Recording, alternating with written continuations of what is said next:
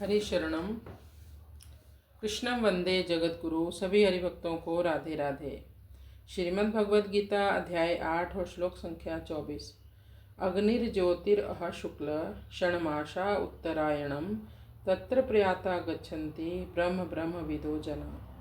अग्निर्ज्योतिरह शुक्ल षण्मासा उत्तरायणम तत्र प्रयाता गच्छन्ति ब्रह्म ब्रह्म विदो जना।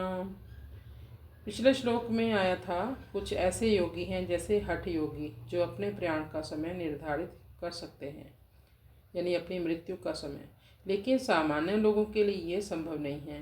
तो इस श्लोक में भगवान कहते हैं शुक्ल मार्ग, अग्नि ज्योति, यानी दिन का समय जब चारों तरफ प्रकाश ही प्रकाश हो, शुक्ल पक्ष हो और उत्तरायण का समय हो, यानी जब सूर्य उत्तर दिशा की ओर जा रहा हो।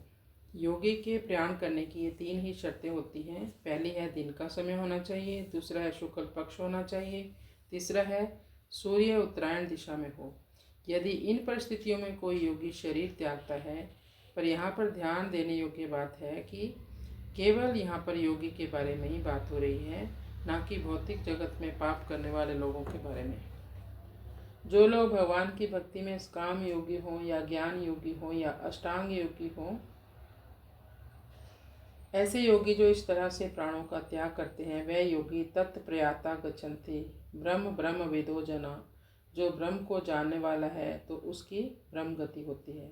ये ब्रह्म गति क्या है? जैसे आत्मा शरीर को छोड़ती है, वैसे ही आत्मा अग्नि के अधिष्ठात्री देवताओं के अधिकार में, यानी अधिकार क्षेत्र में आ जाती है।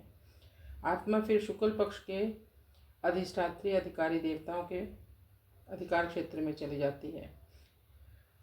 ऐसे ऐसे आत्मा उत्तरायण के जो देवता हैं उनके अधिकार क्षेत्र में पहुंचती है। आखिर में ये आत्मा ब्रह्मलोक को चली जाती है। वहाँ पर आत्मा असीम सुख पाती है।